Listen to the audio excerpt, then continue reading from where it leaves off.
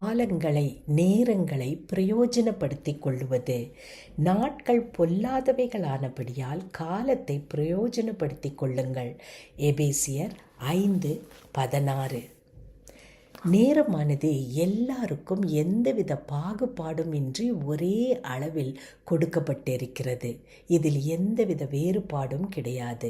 ஆனால் காலங்கள் பொல்லாதவைகளாக இருக்கும்போது நாம் எதிர்நோக்குகிற சவால்கள் மிக கொடியதாக இருக்கிறது. எனவே இந்த சவால்களை எதிர்த்து நிற்க வேண்டும் என்றால் காலத்தை பயன்படுத்தி கொள்ள, பிரயோஜனப்படுத்தி கொள்ள நாம் பழகி கொள்ள வேண்டும்.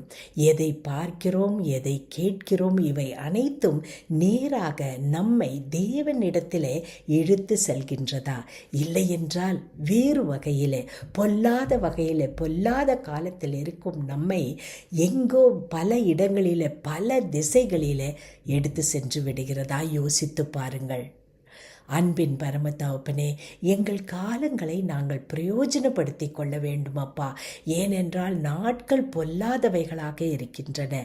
எங்களுக்கு உதவி செய்யும் ஆண்டவரே. எங்கள் காலங்களை எப்படி நாங்கள் பிரயோஜனப்படுத்தி கொள்ளுவது, எதை பார்ப்பது, எதை கேட்பது, எல்லாம் சிந்தித்து இவை அனைத்தும் எங்களை உம்மிடத்தில் இழுத்து செல்லக்கூடிய நேரங்களாக, காலங்களாக இருக்க எங்களுக்கு உதவி செய்வீராக, போதிப்பீராக. இயேசு கிறிஸ்துவின் மூலமே கேட்கிறோம் பிதாவே.